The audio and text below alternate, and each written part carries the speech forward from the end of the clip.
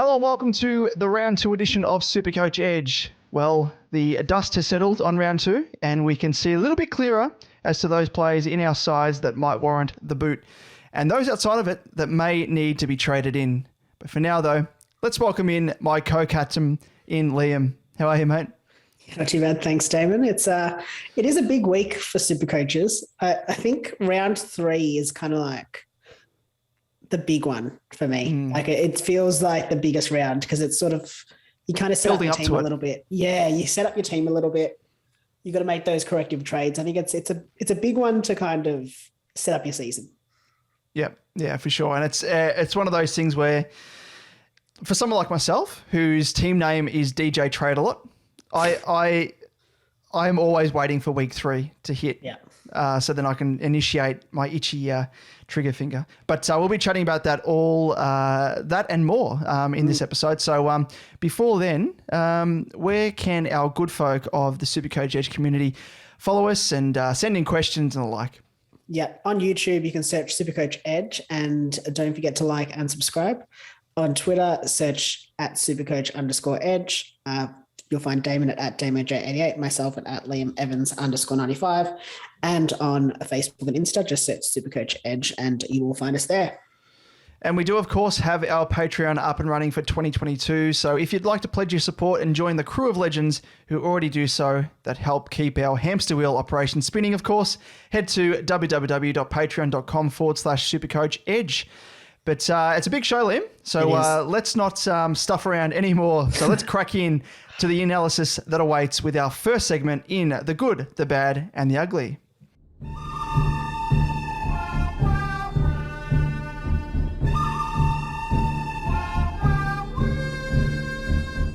Yes, in The Good, the Bad, and the Ugly, we run through a quick recap of how our respective teams performed and the players that stood out for both good and not so good reasons. Yes, again, I'm kicking this segment off with another L coming my way. Big L. Like my team in the Dons, 2022 just doesn't seem to be my year. It's only early on though. It's only round 2. So that's true. That's true. It's okay. I'm not lagging behind you that much. But anyway, we'll get onto that in a second. Onto my score for the round. It was 2,307 with an overall ranking of 14,494, which was a drop of about 6,780. Not great, but not bad. I'm happy where I'm okay where I'm sitting considering the score and the big scores that we saw. Didn't make any trades this round, as I don't think would come as a surprise. But let's just quickly move on to the good. In the good column, got Lachie Neale, who, as predicted, would score out of the wazoo against the Dons. I didn't captain him. I did, but I took McRae's 142 from the VC. And I mean, I will say McRae had to score. I actually increased my VC threshold to about 135. Yeah. Oh, wow. I thought if McRae didn't score 135 or above, I was going to go for Neale. So it's a bit annoying that he's kind of scored those extra 7 points, but it's okay. You should have set it at 150, Liam, and then you would have been fine. Got to be a harsher critic. Yeah, I know. I thought 135 was like fair because I kind of thought like if Neale went 150, I was going to be like, oh, it's 15 points. It's fine. Like, who cares? But yeah, anyway, obviously a 198 is still a welcome addition to the side, even if it wasn't as a captain. In the bad column, I'm going to go with Big Maxi Gawn. Just not impressed with his scoring so far. Not fair.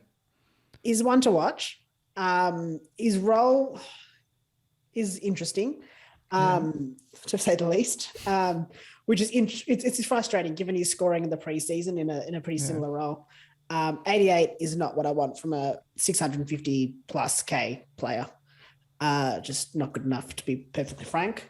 In the ugly column, got Mitch McGovern with a score of 40, but honourable mention goes to Lachie Whitfield with a score of 70, and both are firmly on the chopping block this week. Yeah, it's an interesting one. Just quickly on Gorney. Just having a look at the CBAs. He had 16 CBAs and Luke Jackson had 10, but they had a total of 26 CBAs in total. Like Melbourne as a team had 26. So, yeah, it's interesting that that's 16 to 10. So I don't know, but it's one to monitor, I think.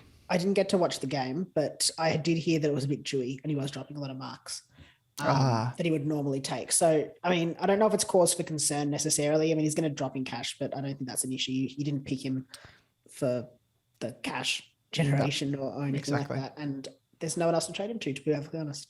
Yep, so, exactly. Spot on. Let's leave it there. Yep, exactly. Well, on to my side. It's still early days, as you said. So, I can't get too ahead of myself, but I've already actually cleared a spot on my desk for where the trophy will sit. And can I tell you, it's going to look amazing. So looking forward to that, but don't want to get too ahead of myself. So we'll see how we go. But onto the score, and I finished with a score of 2,326. My ranking slid 4,405 spots, which sees me sitting 11,841st overall. So not too bad, just outside the top 10K. So not too bad. Early days, only 2 rounds in, so a lot can change. And probably more so as well, like especially these early rounds, a lot can change based upon the VC or captaincy selection as well. So in terms of the trades, like yourself, Liam, I stuck fat and didn't make any. In terms of the good, Lachie Neale takes the honours for me also. And as you would have seen on socials, took out our SuperCoach Edge player of the round with still Sunday's worth of games yet to play. We were that confident. So, he very much takes the mantle there. Were you worried when Brayshaw looked like he was going to double time? It's funny you mentioned that because I did see his score. I was checking in at 3/4 time and I was like, oh, maybe I might have to do the old quote retweet. I got ahead of ourselves here, but it was a close call. But stand by it. In fairness, Neil's probably in a lot more sides. So, I mean, that has to that counts for something. Yep, exactly. But yeah, the fact that he nearly double tonned in itself is insane, and that's part of the reason why I was like, yep, give him the tick of approval. But I reckon, he's back in a big way in the just in the form line, just in terms of his average, and he's showing the sort of form that he showed back in 2020 when he was a Brownlow medalist. So it's very it's almost foreshadowing as to what could unfold for the rest of the season ahead for Neely. But in the interest of being different, just in terms of the good category, I'm going to say Jaden Short was the other sort of potential candidate there, and was a complete sluzzer, as they say in the old slums of Reservoir that I used to live. But yeah, it was a complete sluzzer with the ball on the weekend. Channeled his preseason form to score 136. And I must say an honourable mention also to a whipping boy of last week. Not so much from ourselves, but a lot of people on Twitter I saw and the wider social media who were giving good old Crispy a caning. But he repaid the faith with a 121. So for those of you who traded him out, shame on you. To be honest, shame. Yep, exactly. You never trade after 1 week, and you don't trade out primos, especially after 1 week. But moving on to the bad, and I can't look really elsewhere apart from Gawn, who takes out this category for me also. But I must say, 71 from Rowley was a tad disappointing. I know he's our collective boy here at SuperCoach Edge, and after his 157 last week, you could probably cut him some slack. Yeah. But off the back of that, we've sent him to his room to think about his performance. Hopefully he can respond next week. He did end up playing as a bit of a tagger, which was a bit concerning. It's a bit strange. Yeah, hopefully it's just a bit of a lesson for him. Go after Petrarca and Oliver, see how they play the game. Yeah, well, speaking of lessons, we've sent him to his room. So think about what you've done on the weekend, Rowley. Moving on to the ugly, and Whitfield eclipses Gov here for me, given the lofty price tag and point per dollar ratio. We're just not getting a return on investment there. Not good enough.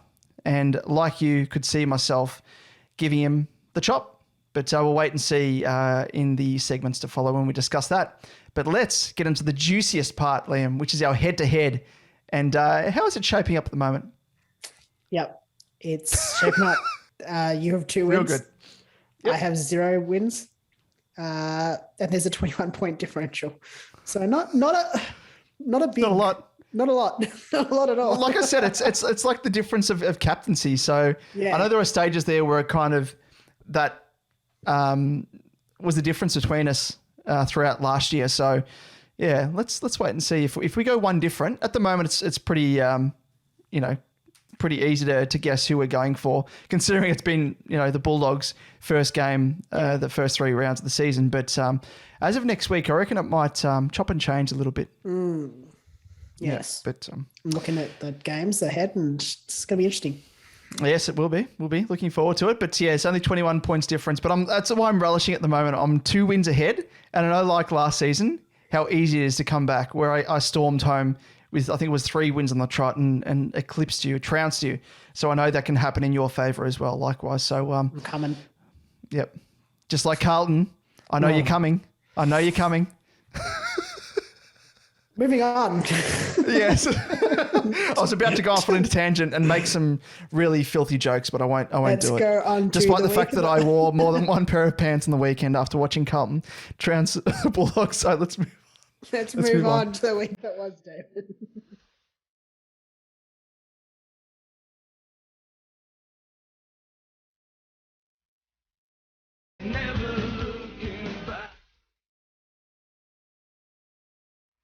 In the week that was, we keep you up to date on the key talking points of the round. Yes, and round 2 was especially an interesting one on the rookie front. We saw debuts from some more defensive options in Josh Sin and Sam Skinner, which is unfortunate timing for both of us and for the wider community, as it makes them hard to use as downgrade options. We also saw rookie carnage with Nick Martin, Hugh Dixon, Brady Hoff, or Hugh, or Dr. Zeus, whatever you want to call him. They were all out through health and safety protocols. And Jackson Mead, Nathan O'Driscoll, Kane Baldwin, Jake Saligo, and Mitch Owens were all dropped or played as a sub, which was unfortunate again for the downgrade options heading into the subsequent weeks. Yes, and on the injury front, Zach Merritt will miss the next 6 to 8 weeks with a syndesmosis injury. It opens the door for a couple of Dons to take his place, and we'll chat about them in the next segment in a bit more detail. Yes, and with the first price changes set to take place this week, it's time to make some corrective trades, like we were saying at the intro, because my trigger finger, it's itchy, Liam. It's getting so itchy. So we'll run through the top trade-in and traded options for this round in the very next segment. The Price is Right. It's a bold strategy, Cotton. Let's see if it pays off for him. Yes, in The Price is Right, we run through the top buy, sell, hold, and wait options for this round of SuperCoach. We'll chat about the pros and cons and what we'll be doing with our teams this week. And to kick us off with the buy category, we have the grand return of Liam, our very own mascot. Franco! Micalo is a grand sire. Franco Cozzo is in prende foot sky. Vai for Franco Cozzo in Branzo e foot sky. But let's kick it off with the first candidate in Paddy Cripps. We can't stuff around here, so we've got so much stuff to get through. So you'll notice that I'm trying to usher, trying to move on quickly, and I'm just quickly ushered, Franco out of the podcasting booth we've got here. So get out of here. But to kick us off, Paddy Cripps, what a man. Yes, Paddy Cripps, mid-eligible, obviously, 454.8K, averaging just the small 147, and a negative break-even, which I love, of minus 28. Juicy. Looks to be back with some, and just in some absolutely ripping form. He has that negative break-even and is projected to increase in price by just the 63K according to SuperCoach Gold. And that's that's based off him scoring 112 or something. So yeah, it's potential for big price increase there. With a 2-round average of the 147 and scores of 162 and 132, he is scoring a top 8 mid. The key, I think, I'm all for getting Cripps in. Yep. The key, though, is that you don't want to throw out all of your structures to get him in. Yep. I've seen people sort of trade out. Like Steele. Yeah, like a Steele, or even trading out, on another line, trading out a primo like Whitfield to someone to a rookie. Yeah. To then afford it, which I don't like. He is a bargain. but he isn't necessarily. I mean, I'm all for it, but he's not necessarily a sure thing. No. It's hard. It's hard because I do like him. I'd probably only be bringing him in if you're able to maintain your structures across the field at this stage. I wouldn't be wanting to sort of rob Peter to pay Paul to bring him in. Yeah, it's a good point. Yeah. Yeah, that's sort of my main concern there. I think a lot of people look at him like they'll look at the breakdown of stats. At the moment, yes, he's ranked 4th in terms of midfielders overall, and I think 3rd overall in terms of overall point scoring. And they probably see the fact that, he's going to go up 63K potentially in price, and this is like the only week he can get him. Like, sure, it'll make your life easy if you can get him in this week, but it's not the be all and end all. Like, sure enough, if he goes up 63K, he's going to be worth about 510, and he's still cheaper than a Lockie Neal at the moment if he goes up to 510. So he can still potentially aim to get him next week. So, like you, I'll just harp on the fact that don't make any silly moves where you're downgrading a genuine uber primo in someone like a Steele or a McRae or a Short even in defence. Or a Gawn, which we'll be chatting about a little bit separately to this episode, which will maybe a little bit of a bonus episode potentially. But those are the sort of moves that you shouldn't be making in order to, like you said, rob Peter to pay Paul. So don't do that if you can afford it. But we'll get into that a little bit later. But moving on to the other buy candidate, and just in terms of rookies, he is by far and above the one to grab if you haven't got him. And it is Tristan Xerri or Cherry or Xeri or X-Man, if you want to call him that. He is selectable as a forward, priced at 208.2K, averaging a 99.5, surprisingly enough, and a break even of, get this, a negative 77. So very, very juicy option, a trade-in option and cash cow that you can grab. So yes, he's got one of the best break-evens of all the rookies.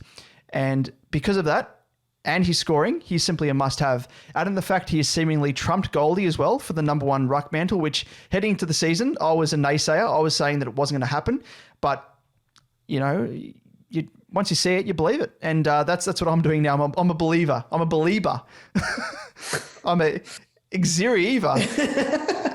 And he's no doubt going to be given a DPP forward ruck candidacy as well. I don't know what you call that. Activation potentially by the good folk at Champion Data, which will come in as soon as round 6. So he has been playing a fair bit in the ruck, like I mentioned, and a little bit up forward as well. So, and he's already selectable as a forward. So when that activation comes in, it's again, that in combination with other stuff I've just mentioned, it's a no-brainer. You've got to get him in. And the fact that you're going to make roughly around about 50K, also if you're down trading McGovern to him, for me, to borrow a classic line from RoboCop, I'm in the camp of... I'd buy that for $1. So, I think you've got to get him in, and he's going to make you bulk cash, and he's going to be one of the best cash cows of the season. So get him in, and especially up forward where we aren't really blessed with too many options apart from Rochelle, or Rochelle, if you want to call him that, and Hayes. We're lacking for a bit of depth there, especially with Baldwin on the outer at Essendon at the moment. At least we're going to get Nick Martin back from the COVID protocol, but it just always helps to have the warm body on the bench. So I'm looking to bring him in. Yeah, no, I am all for that trade as well. I'll be making that exact trade, Gov to Cherry. Moving on, we've got George Hewitt, defensive midfielder eligible, 399K, averaging 124 and a break-even of minus 15. He is just absolutely relishing that role in the middle at the Blues. If you did miss Hewitt, I'd be looking at what you can do to get him in. Again, don't ruin your structures, but get him in. Just do it. I like that. It sounds really familiar to what you said about Cripps being the potential Smokey as the VC last week. Just do it. Just do it. I like that. Just do it. I think, like I will say, I don't think you should be trading out a Ridley or a Short or a Crisp to him. Whitfield, yes. I don't mind a Whitfield down to him. I think that one works. That's fine. The only concern I do have, I guess, with Hewitt is what happens with Walsh, Cripps, Chera, and Kennedy all in the one side. I think I don't think it's a massive concern. I think Walsh and Chera probably split more time in the mids and on the wing.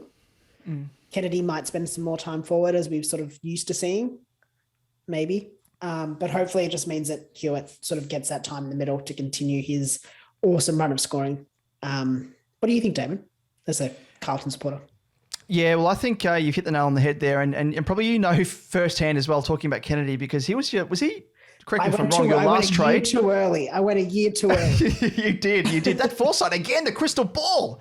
Gee whiz, we were just ahead of our time. Or you were in this case, but just in terms of that, you'd know firsthand as well with Kennedy and his propensity to be played up forward more, and I think that will potentially happen now with Chera to make his way back into the side. There's going to be probably more rotations in line of Kennedy going up forward. And yeah, I think Chera maybe will be pushed out to wing. Walsh, they did play along the wing sort of earlier in his sort of career, I guess, and it's such a young career. But I think he plays to his strengths in the engine room. So I think he will, out of those, be the ones who will not be budged. Chera I can see being played out in the wing. Cripps should stay in the engine room. So I think Walsh and Cripps should stay in there. And I think Chera, yes, maybe pushed out to wing at stages, and Kennedy probably more up forward. I could see Hewitt being pushed out to a wing as well, but I think either way, he's got that strength in his game, hard runner, can find the ball, and he's good with foot as well. So maybe he gets pushed back to defence at stages, especially if a Sard or a Williams isn't performing too well. But I think, where he belongs is along the wing or in the engine room. So I think there isn't too much of a worry there for me anyway. And I'm speaking as an owner of Hewitt as well. So if you don't have him, I would definitely think about getting him in, because at the moment I think he's in about 30% of teams, I think, potentially. Yeah, he is in 39. Yeah. 39% of teams. So, yeah, I mean, a lot of people are going to be jumping on him. And if you don't, you're probably going to fall by the wayside and fall behind the pack if he does continue his hot runner form, which I think he will. So he's a good candidate. And I do like your recommendation of getting rid of a Whitfield to him. So he's a really good candidate. Give you some extra cash and which you can use across the rest of your field. Yes, but moving on to the next candidate. And I know you're not a big fan of this bloke. And he goes by the name of Will Brodie. And he is selectable as a midfielder or a forward. He's priced at 224.3K, averaging an 88.5 with a break-even of -46. And for how much love I show this guy in comparison to yourself, Liam, it's a wonder he wasn't in my starting side. Well, he actually was until the Vixen in McGovern caught my eye. Like that guy. You know the meme of the guy walking with his girlfriend and looking over his shoulder at some other woman walking by? That was like McGovern. He was walking past me in this really tight miniskirt, high heels, red lipstick, and I just couldn't look away. That's a really, really disturbing vision I've got in my mind there. Guff of brackets. Oh, God. Oh, let's just pretend I never said that. But just in terms of Brodie, he has scored solidly enough for his price with scores of 76 and 101 in his first couple off the back of 22 and 26 disposals. He presents a solid enough floor with his keenness to tackle, and he's averaging 6 tackles per game thus far. Of course, only the 2 games played, but impressive thus far. And his ball winning ability is really, really impressive as well, because once you factor in that he's only played across the first 2 games a 67% and 61% time on ground, it does show that he has a hidden ceiling. So if he is given a bit more time and opportunity on field, not just, opportunity in the engine room, which is what he's getting, I think it shows a bit of a hidden ceiling there, and potentially what he's scoring at the moment, he could be scoring a little bit more. So that, added in with the fact that Fife is out for an extended period, he will continue to get opportunities and CBAs, but again, that knock on his game is just the fact that he's not getting that full time on ground. And I know that was happening at the Suns as well, and connecting the dots, potentially he doesn't have the fitness base to play an extended period through the middle there. I don't know. What are your thoughts, Liam, just quickly? Yeah, I don't know what it is. I haven't warmed to having him in my side. I think it's the time on ground that's an issue and concern for me. I don't dislike it. I think at his price, he's going to be fine. I just don't think I'll be targeting him at this stage. Yeah, and it's for me, it's between Brody and the next guy you're going to talk about in Caldwell, because they're very similar. I was going to say similar price point, but very similar average at the moment. Brody's, I think, about 42K cheaper. So that's the sort of the one thing that's pulling me towards Brody. But yeah, anyway. No, that's fair. I think the concern for me is just the time on ground and whether he has that fitness base. I know Longmuir mentioned that, I think there was something he said along the lines of he wanted him to play more time on ground, and then he ended up playing less time on ground this round. So it's a bit of a weird comment, and I think it's probably more to do with his fitness base than anything else. So that's my main concern, is just that, I guess, if you're not on ground, you're not getting the same opportunity to score, obviously. But I'm not against it. I just don't think he'll be making his way into my side. And now moving on to the man you mentioned just then, Jai Caldwell, mid-eligible, 266.7K, averaging 90.5 with a break-even of -25. And I think he's an interesting option with Merritt out. He had I think it was 11 CBAs on the weekend. Merritt had, I think it was 21, I want to say. Or 20, something around there. 23. 23, okay. Even more. He's scoring well, scores of 91 and 90, consistent. But also, he hasn't played consistently in the midfield. And the reason I raise that is that he's scoring well without actually having that, like 11 CBAs is not bad, but it's not Merritt level. Yeah. So with Merritt out for the next 6 to 8 weeks, let's be honest, it'll be 10 to 12. Does he get the opportunity to step up? And could he be the Parish of 2022? Does he get that opportunity because there's an open role? I want to temper expectations on a massive increase in midfield minutes. Shield didn't play on the weekend, so he'll be walking back into that side and taking some of those 21. McGrath has also been rotating between the midfield and halfback. I think he'll get some of them. But for me, the benefit is that he's scoring well without a huge number of CBAs. And so if he gets a few more, it just pushes his average up. It's like Brody, like I mentioned there, what you just spoke of there is almost like a bit of a hidden ceiling. Yeah. And like, I'll be honest, I didn't get to watch the game on the weekend. I was out. But yes, and happy anniversary as well, must say, because it was a big occasion you were celebrating. Yes.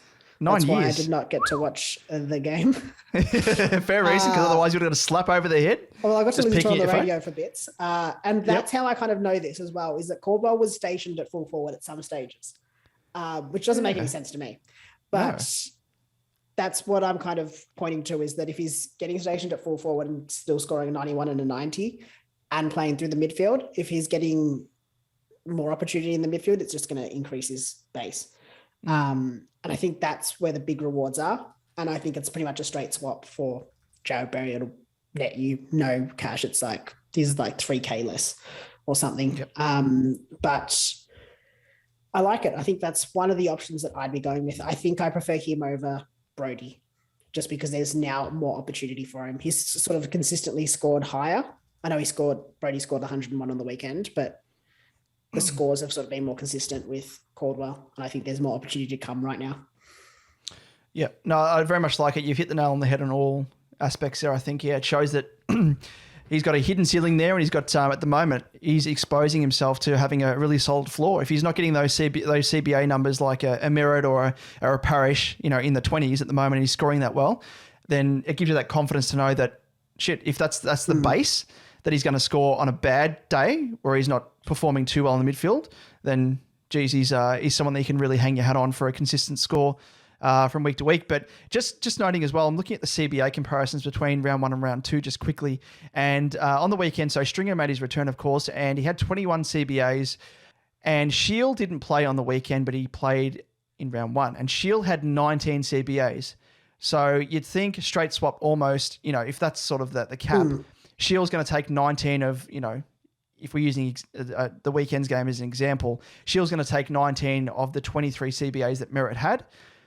Stringer's already got the 21, so it doesn't really leave that many CBAs left over. I know. Do you think that Stringer, is he going to spend as much time in the middle with Shield returning? I wouldn't be shocked if Shield plays a little bit more wing, sort of high half forward. I think I've seen them play that sort of in the preseason. That was a little bit of what they were doing. When I say preseason, I mean it preseason training. I wouldn't be shocked. I think there's opportunity for Caldwell to sort of step up a little bit there as well. At the end of the day, that's kind of what they got him in for, to be a inside mid. But equally, I just don't mind it. I think on the basis that he's scoring 91 and 90 off 11 CBAs a week. It's good. It's good, solid base there. So, geez, just looking at that, it's almost he's eclipsed Brody now. Maybe Caldwell's walking past in high heels and a short skirt as well. And geez, I'm looking the other way now. Oh, geez, what's happening to me? All right, let's move on quickly. So the next guy to talk about is Dylan Stephens. As a midfielder, of course, 167.8K. He is priced at averaging 77 with a break-even of -56. So for me, remember that saying in Spider-Man? With great power comes great responsibility. Uncle Ben, I think, says it. And then Aunt May says it as well, I think, in the more recent. And Spoilers. again, no. Oh, yeah. Oh, you spoiled it, Liam, by saying, oh, no. Oh. But yeah, I'm sorry, the saying is... people don't know that Uncle Ben dies in Spider-Man. What about Aunt May? Not everyone knows about... Oh, shit. Nothing. So the saying is, with great power comes great responsibility. Well, I'm putting in place a new saying, a bit of a spin on it. So with great sorry, I stuffed it up. So just channeling Spider-Man. With great opportunity comes great scoring potential. And that sums up Stephens for me, because he's finally getting a decent run in the engine room, and he's showing that he can be a handy scorer with scores of 59 and more recently 95 on the weekend. So he's got a break-even of -56. So that to me shows that he's going to be a solid super cash cow to jump on. So jump on the back of him, ride him like a bull that's just bucking, and not that a cash cow would, but this cash cow does. So jump on the back of him and reap the rewards and the cash that he's going to be spilling. Yes, I like it. I do like it. I don't know if it's just like I need more trades. I need more than 3 trades this round, because there's a few that I want to bring in, and I've only got 3 trades. He's one that I would really consider. I just don't know how I'm going to bring him in. Yeah, unfortunately. Yeah. He's one of the better ones. I think I'd probably rank him as the second best behind Cherry, Xeri, X-Man, whatever you want to call him, because I guess it depends on what you're going for as well. What are you trading out? Because would you trade a Berry to Stephens? It depends on how many other solid cash cows you have, I think. For me, I'd be trading Saligo, which we'll delve into a little bit later. But I think if you're doing a correction, a cash cow rookie correction, or you find that you don't have enough cash cows on your bench to generate enough cash, I would be willing to do it. So I think it comes down to your, I guess, balance in your side. You've got to balance out the number of primos, mid prices, and cash cows. And if you find that you don't have enough cash cows on your bench that are going to be generating enough cash to then be able to afford upgrades to primos, then you're going to be in a world of hurt if you don't. So I think there's merit enough to do that in that situation. But anyway, let's move on to the next category, and it is the sell. Open off that cash register there, and talking about that man we just spoke of, Jared Berry.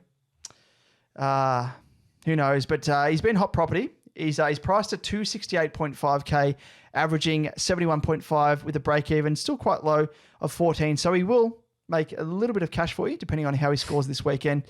But he was the hottest property in the preseason, with every SuperCoach falling over themselves to fit him in their sides. Having scored 67 and 76 in the first 2 weeks, the biggest worry, I think, is the fact that he copped a shoulder knock to his previously injured shoulder in the first round, and there is some query as to whether he could be carrying that injury in a subsequent weeks, and whether or not it's going to hamper his scoring ability. I think the medicos called it a minor shoulder capsule irritation, in quotation marks there, which we have no idea what that means. Yes, that makes sense. But yeah, I mean, does that mean that it's going to linger? Is it something that's going to heal itself over a week or two, or is it something that's going to have a long-term effect? So I know that he's got like I said, a low break even. So if you wanted to wait a week to see if his average continues and his scoring does increase, yeah, fair enough. But I think the appeal of other mid-prices such as Brodie and Caldwell, who we just spoke of, might be too much of a pull. And I think for me, in my situation, I think it is. And unfortunately, I'm going to cut ties with Berry. But I can see merit in sticking fat. And I think he can reap rewards if he is 100% fit. But that's my major query. I don't think he's 100% fit. I don't know. Any thoughts? Yeah, I'm worried about him if he's getting a shoulder knock and I think he ended up sitting out most of the third or fourth quarter last week after it, which kind of concerns me if that continues happening or if they decide to, just be a bit more cautious with him if he gets another knock and he misses a week. That's sort of one concern for me. The other thing is his role on the weekend. Again, didn't watch the game, but did listen to aspects of it. He ended up playing a bit of a tagging role, a run with role on merit, which again is concerning for his scoring if they decide to sort of do that week to week, or even if he in game, if he's going really well, but then all of a sudden, they need to put the clamps down. He might end up sort of playing that role, which isn't super conducive to that scoring. So for me, he's probably also on the way out. I just haven't seen enough from him, and the injury concerns sort of surmount the benefits, I think, with him at the minute. Now, let's move on to the Vixen, Mitch McGovern, forward eligible. Saucy Vixen. Forward eligible, 256K, average of 55 and a break even of 40. We talked up Gov's prospects across the preseason. It's a bit of a handy playing cash cow. And one that was going to get DPP, status eligibility, the defensive eligibility. But I just don't think he's got out to the type of start that we were hoping for. No. While he may come good, considering his, passable score in round one, we can't afford to wait as his break even is, unnervingly high. When we have a tastier prospects in the likes of Brodie and Cherry on offer at a cheaper price, it's just basically a no-brainer. Cut him, get rid of him. Yep. Move him on. I think you got to be ruthless, and this is one of the guys that you have to be ruthless with. As much as it hurts, because he showed so much promise in the preseason, and he still might fulfill it. It's so hard to make these calls early on this season. There's only been especially 2 rounds. Two exposed form. Yeah, it's really, really hard. And I saw on the weekend he was actually blowing quite hard. He was, I think, with the Bulldogs' style of play, their forwards were pushing up the ground to try and press on Carlton, especially late in the game, and he was forced to run up the ground. He was running back and forth, and as we know, he's not the fittest bloke. He is fitter than what he was, but he was scrambling to go from, contest to contest when the ball was slingshotting back and forth. So, unfortunately, I'm cutting losses like yourself, Liam, but fare thee well. If anyone's sticking fat, hopefully he goes well. I think it's his price point's the awkward part. Because now we see his break even's 40. If he doesn't score well on the weekend, like he only scored 40 on the weekend, does that again, he makes no cash. And then it's going to be hard for him to regenerate that cash momentum, I guess, from there. So I think it's worth just getting rid of him. Now, what about the next option to move on, David? Yes. Well, speaking of someone who hasn't got off to the start we were hoping for, here's another one in Lachie Whitfield as a defender, midfielder, priced at 502.6K, averaging a 71.5. Geez, that hurts. And he's got a break even again. Speaking of hurt, 151 break even. So, he is obviously another guy who's completely stunk it up over the first 2 rounds with scores of 73 and 70. Now, there are murmurs he may be playing through an injury niggle, as it seems as though his big attribute, which is his running, of course, is hampered. So it gives us really something to think about, given he is projected to drop approximately 30K or so. And like we've been saying, yes, if you're selecting primos, you don't really select them for, their price fluctuations. But in this case, when he's not performing and, it allows you to actually trade down to someone like, as we said earlier, like a Hewitt, who is looking like a top 6 defender. there is actually merit in doing it. But again, the other side of the coin, there is a lack of real solid defensive primos, I guess, if you're thinking of it in the sense that you don't really have much cash in the bank, which is what the sort of the situation I'm in at the moment. That's sort of making me think against it. But if I did have the cash where I could upgrade him to someone like a Hall or a Short or a Crisp who I have already, but if I didn't have him, I would think about pulling the trigger. I don't know. What do you think, Liam? I think I was very hesitant to bring him in. And so I don't know whether that makes me a bit biased as to the ease with which I'm going to cut him. You've been sharpening your knife. I've been waiting for this moment. Your pitchforks. He's hanging on and I'm holding the rope and I'm like, nah, see you, mate. Cutting the rope as he is about to fall off the cliff. Cliffhanger style. Yeah. No, I don't know. I'm with you on the fact that I wouldn't mind downgrading him to the likes of Hewitt if you don't have him. I think that has merit.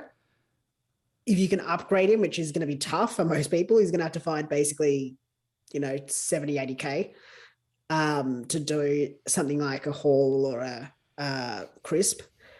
That's going to be tough. But I like that because I think you're going from someone who's not looking like a top 6 defender to someone who's probably going to end up as a top 6 defender. Fully happy with that. I'm probably going to cut him.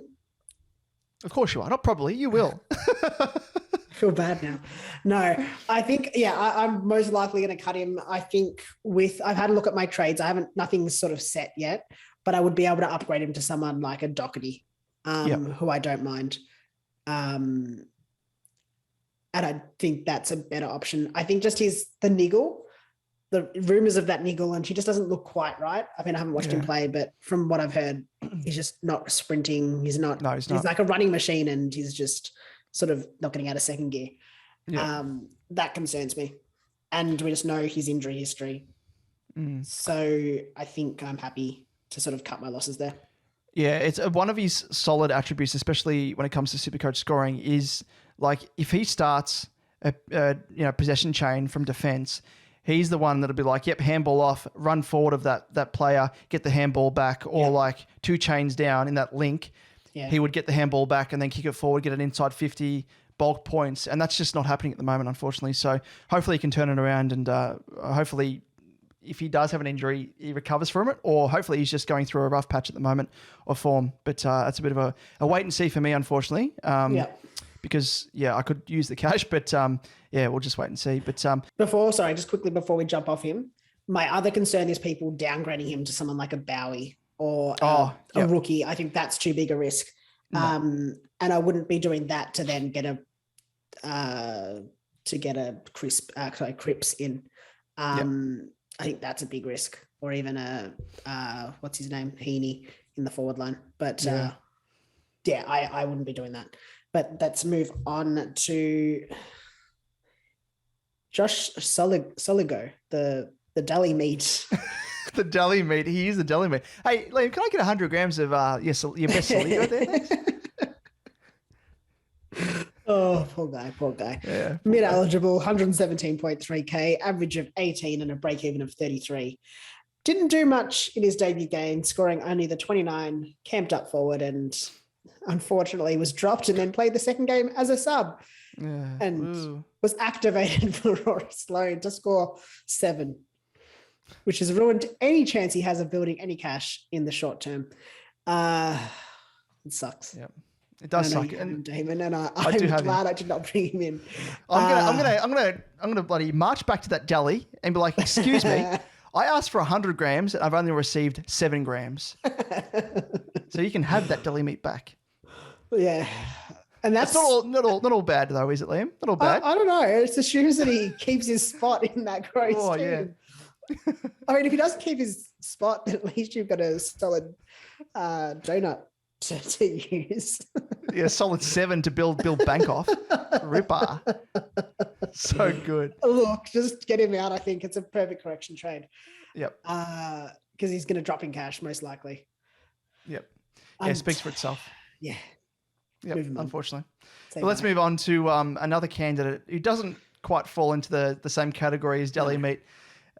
Josh Ward, he is a midfielder priced at 180.3, averaging a 44.5 with a break-even of 16. And yes, he's not particularly a definitive trade-out like Saligo, but given his lofty price, there is reason enough probably to move him on. The big thing going for Ward is the fact he seemingly has solid job security, but he might be held back by his cash-generating ability, which might be slow, especially in the short term. But he has shown the ability to score well in the preseason. But if you're in need of making cash or don't have Dylan Stephens, for example, you won't be shamed for pulling the trigger, I think. And I did the shifty switcheroo prior to round one kicking off. Mid-round, I should say, before Ward played his game, because I needed to make a little bit of cash, so I downgraded him to that man we just spoke of in Deli Meat Saligo. So either way, I think I was doomed. So I think, if you're looking to trade him down to a Stevens potentially, or someone even less than him, to make a little bit of cash, then you could probably do it. But I think he is one of those guys that you could probably hold on to, which I think, Liam, segues into the next category of hold candidates. Yes, the hold options for this round, so don't trade them, just keep them in your side for the time being. It's Hugh Dixon, forward ruck, 102.4k, averaging 42 with a break-even of -1. The big Hugh still has hopefully plenty of coin to make. He'll come back into the equal side, you'd assume. I don't see him missing. Just that side's been absolutely decimated by the COVID health and safety protocols, so definitely hold him. And Kane Baldwin from my mob, forward eligible, 123.9k, averaging just the 29 with a break even of 20. Baldy did lose his spot with the return of Stringer and Francis. I think it was a bit harsh. He really didn't get any opportunity in that game that he played. I think he'll be back. He kicked 3 against Geelong's VFL side. I think he just needs a bit of confidence and he'll be back in the side. I actually quite like what he offers. He'll be a slow burn cash cow, no doubt, as a forward, and sort of as that key forward, but it's hopefully some ability just as a warm body on the bench that covers the sort of appeals most. I just don't see who downgrade him to or trade him to that would be worth it. You'd have to upgrade him really. That's sort of the issue. For sure. And moving on to the weight category, and it only contains 2 players at the moment, both of whom made their debut on the weekend, and it is Sam Skinner and Josh Sin, both defensive. Skinner is defensive forward eligible, priced at 123.9k, averaging 45 with a break-even of 4. And Josh Sin, defensive at midfield eligible, 157.8k, averaging 24 with a break-even of 39. And obviously goes without saying, wait and see on both of these guys. Only just played the one game, so assess whether or not they're going to, first of all, keep their spot in this weekend and have security long-term, but also if they do play the game, see whether or not they do have scoring ability. And I think out of those two, I think Skinner will keep his spot because he is sort of warming the seat for Aaliyah until he comes back, obviously out for a fair stint. Josh Sin, unfortunately, as a youngster, as we've seen in the past, might be a scapegoat off the back of Port's poor showing against the Hawks. So just wait and see there. If he does play his second game, see how he scores, see how he slots into the side. But just a wait and see overall. But on to our moves, Liam. Just rolling through, I've kind of given away what I'm doing there throughout. I'm going to go Gov to the X-Man in Jerry. He is locked and loaded. And then the Deli Meat Saligo, trading him out to Stevens, locked and loaded. And the third trade, I am activating my trade boost. Ooh. And it's one of those things where we said that we almost need 4 trades because there are a few guys because this is the time to trade guys where, before price changes, make the most of it. You've seen some exposed form. And for me, it comes down to either Caldwell or Brodie in, and probably at the expense of Berry. So I just have to flip a coin almost between those two guys, but we'll wait and see what happens. But what about yourself, Liam? Yeah, pretty similar to me. Gov to Jerry is a lock. Whitfield and Berry are both on the block. And potential ins are Caldwell for Berry and potentially a primo defender like Doherty for Whitfield. I like it. Very much so.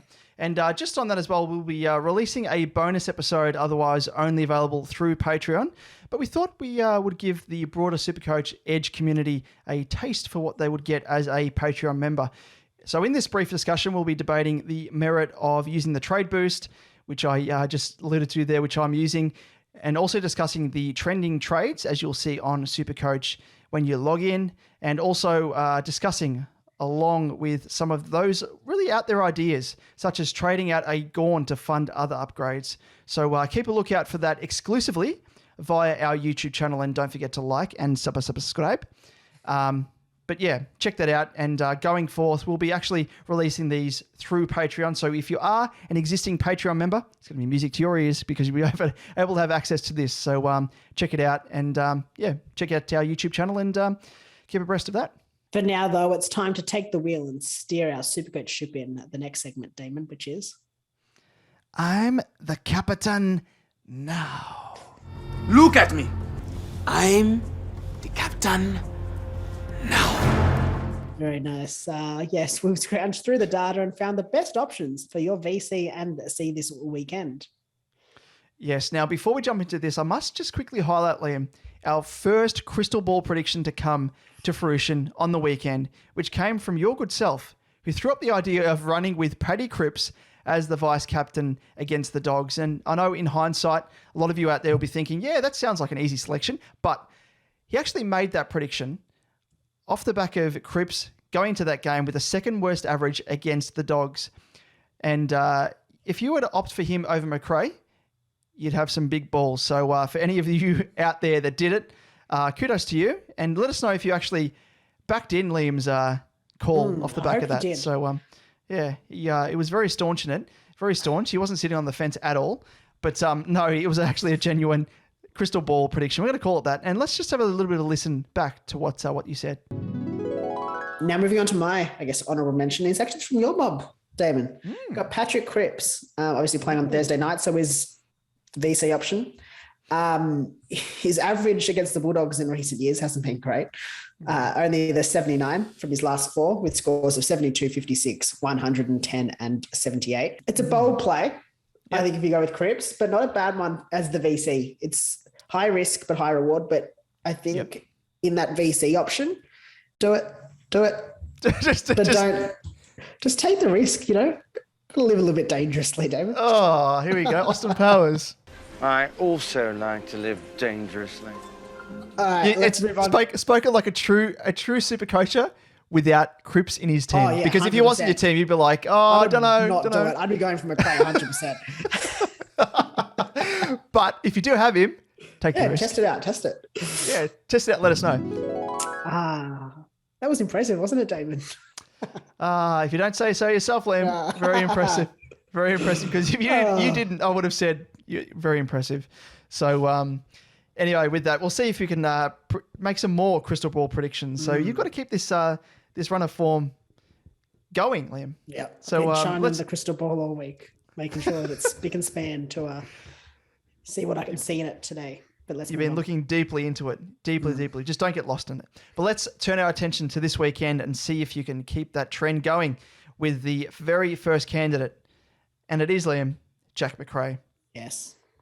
Sydney, playing against Sydney on Thursday night, 7:20, first game of the round. He's got an average of 110.75 over his last four against the Swans, which is scores of 116, 92, 132 and 103. He's always, needless to say, a solid VC or C option. Playing on a Thursday night just makes him that perfect VC. But, and it's a little bit of a but, his second worst average comes against the Swans. Just keep that in mind. Just keep it in mind. I mean, I don't think it's a massive cause for concern, especially if you're using this in VC, which you will be as a Thursday night option.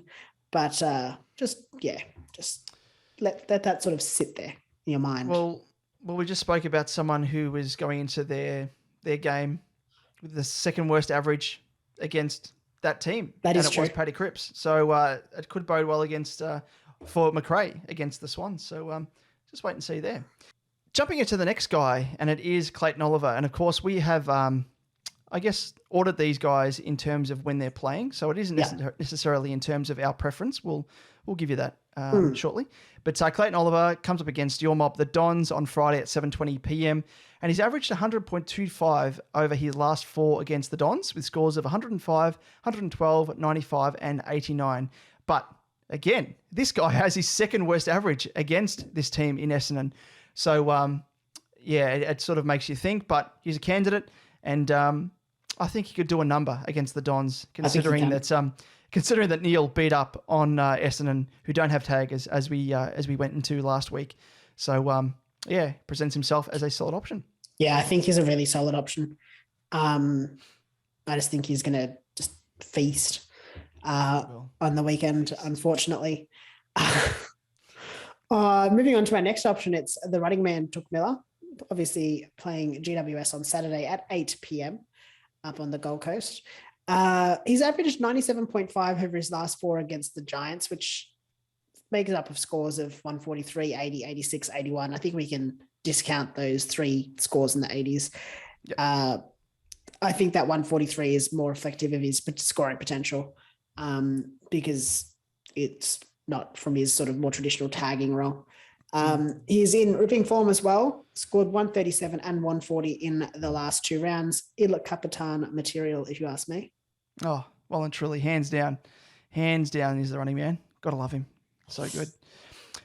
Moving on to Lachie Neale, who we just spoke of. He faces North Melbourne on Saturday at 8 p.m.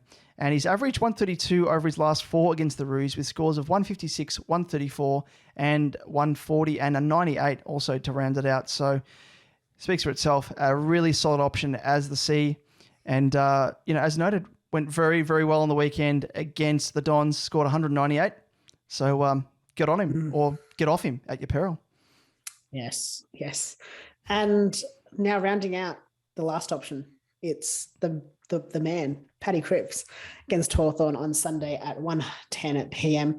He's averaged 114.75 over his last 4 against the Hawks with scores of 95, 149, 93, and 122. He is averaging 147 this season, as we've mentioned multiple times, and was a great VC option last round. I'm going to just, again, pump my own tires. If you've got him, take the punt 100%. Oh, actually, no, because he's not your VC. Don't take him. There's the hunt. Just not. I feel a bit weird taking him as your captaincy option. I think it's on a Sunday. One of the last games. I think you could take it if your opponent maybe took a Lachie Neale or something similar and he goes off and you just need to sort of wind back some points. But I don't mind him still as an option. I just think it's probably more of a risk. Yeah, totally understand there. And I think the Hawks will be very, very stupid, or more so Sam Mitchell and the coaching staff, if they don't put time and effort into Cripps, considering how effective he was. But having said that, with Walsh now there and the returning Chera, it gives Carlton something they haven't had in a long while, which is a 3-pronged sort of attack in the midfield. Or 4-pronged if you include Kennedy, and 5 if you include Hewitt. So I don't know, it'll be really interesting to see how they actually tackle Cripps and if they try and put a bit of time and effort into him. But if they don't, or if they can't, he's going to be in for a big, big day. But let's move on to our honourable mentions. And for me, I think Petrarca here is someone who should be seriously considered off the back of his scintillating form alone.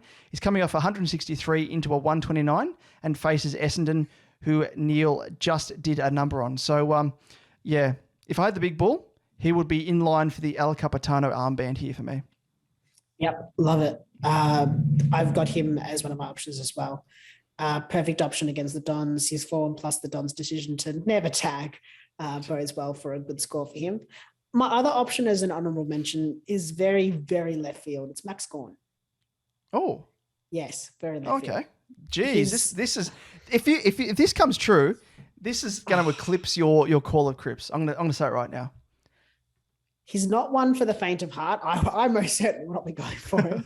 And his peak is based basically on Essendon's playing opposition players into form, essentially. Yep. He plays well against the Dons with scores of 103, 121, 126, and 168 in his last 4, which is an average of 129.5. I don't mind it. I think he's a VC option playing on the Friday night. I think we've sort of seen the last 2 weeks, his scoring has been hampered by sort of different things. So like in round 1, it was hampered by his by giving away, I think he gave away like 6 frees against. Free kicks, yeah. And then last round, it was just his drop marks and injury conditions. I think it is a Friday night game, but it should be, from what I know, it's going to be decent weather. So I don't think he's going to have those issues the same way. And he's going to be coming up against an inexperienced ruckman in Draper and Peter Wright as the secondary. So I think it just sort of all the stars are starting to align for Max Gawn there. Yeah, well, let's see if the stars start to align for you, Liam, in terms of that crystal ball prediction. Geez, you've been polishing it very, very, very well if that comes off. So let's it's a big big tab risk. on that. It's a big risk. But speaking of risks, Liam, let's go into our actual selections. Are you taking any risks in terms of your VC and C? No, McRae into Neil for mine. Simple as that. If I had Petrarca, it'd be Petrarca into Neil there. Yep. Yeah, for me, McRae as well takes the VC for the 3rd consecutive week. I think a lot of people will be doing the same as well. Mm-hmm. So, yeah, for me, I'm backing him into fire. And I think the Dogs as well, they'll come out breathing fire off the back of their loss to my mob. And I think, he will lead them on a merry dance and score quite well. For the C, though, I can't go past Neil. Seriously, as I said, in that 2020 Brownlow Medal form. He's coming off a 198, faces North Melbourne this week, and he has a 132-point average against North Melbourne. So for me, winning trifecta, tick, tick, tick, get him in, lock him in. Mm-hmm. But now, Liam, who gots to know? I gots to know. Hey, I gots to know. In I Gots to Know, we answer all of your burning questions. And the first one today is from Ben James, who is at BJT_SC98 on Twitter. He's asked, Cherry and Bowie seem obvious due to their low price, but that leaves only one of Cripps or Hewitt. Who is more important? Hewitt is cheaper and a potential top 6 defender, whilst Cripps could be a top 8 mid with a higher ceiling and more job security in the mid with Cherry back this week. Damon, as the resident Carlton man, I'll handball that to you. Yeah, I think in terms of Zeri and Bowie or David Bowie, if his name is that, I think Zeri is the better option. He obviously has the better break even at -77, and to take the ruck mantle off Goldie is impressive in itself. So obviously North see his role as super important to the team. So job security speaks for itself. So that's a tick and a tick as well for his scoring ability. Of Cripps and Hewitt, I would probably go for Georgie boy, George Hewitt, as I imagine you aren't stocked with depth in defence compared to the midfield. So purely in terms of team balance, which is probably one of the better ways to decide between the two, I'd probably go for George Hewitt. But it is hard to say without seeing your complete side. But here's the first I would opt for. If Cripps kills it again against the Hawks, I would probably look to target him next week if you can. I think both guys are going to go up in price. Roughly, I think Cripps is around about 60K, and I think Hewitt is around about 40 to 50K potentially. So, it's much of a muchness, I think. If you can get both in, go for it. But in terms of something that's going to help your structure, go for Georgie boy. Yeah, I agree wholeheartedly on both of those. I think Cherry is the better option of Cherry and Bowie. And Cripps and Hewitt are much of a muchness. I think Hewitt makes more sense. I think he's going to ruin less structures getting him in. So I think I lean towards him as well. Yep, very nice. And moving on to the next question, and it is one that's been sent in by our number one ticket holder in Emper, at Emper_X. Thank you, mate, for sending this in. And it is a bit of a cheeky one, question. Who are you both tipping to win the ton run? Now, for those of you who have no idea what the ton run is, Empire on Twitter actually runs a bit of a comparison across the season of players that have the most consecutive hundreds scored across the season. And I think it came down to McRae and Lyons last season.